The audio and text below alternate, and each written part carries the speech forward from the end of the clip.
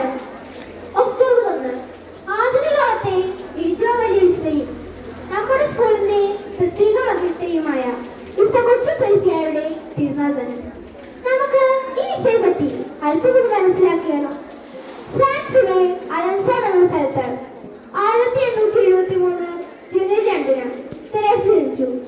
ശാന്തശീലനും സൽസ്വഭാവിയുമായിരുന്നു അവളുടെ പിതാവ് Louis Martin. അവളുടെ മാതാവ് സെലി ഗോരി പ്രാർത്ഥന ചൈതന്യമുള്ളവളായിരുന്നു. ലൂയി സെലി ദമ്പതികളുടെ 9 മക്കളിൽ 4 പേർ കേരളത്തെ നിത്യസമ്മാനത്തിനായി വിളിക്കപ്പെട്ടു. ബാക്കി 5 പെൺമക്കളിൽ ഏറ്റവും ഇളയ കുട്ടിയായിരുന്നു തെരേസ.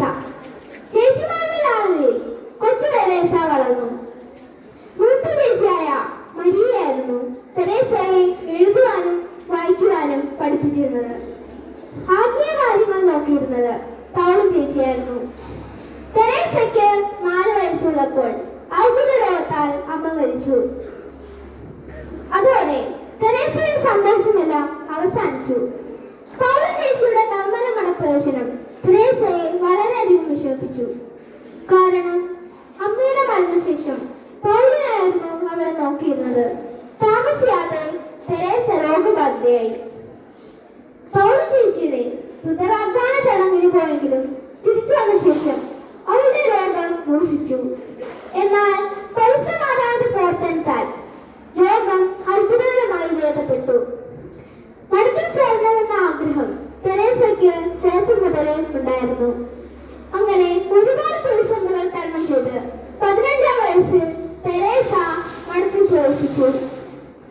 അനേകം പുണ്യപ്രവർത്തനങ്ങളിലൂടെ തെരേസ തന്നെ പുണ്യമുള്ളവരാക്കി. സഹനങ്ങളെ അവൾ സന്തോഷത്തോടെ സ്വീകരിച്ചു. 22-ാം വയസ്സിൽ ചേച്ചി പൗളിന്റെ ആവശ്യപ്രകാരം ജീവിതാലയും ബാല്യകാല അനുഭവങ്ങളും കൂട്ടിച്ചേർത്തെഴുതിയ നവമാലിക എന്ന പുസ്തകം അനേകം പേർക്ക് പ്രചോദനമായി.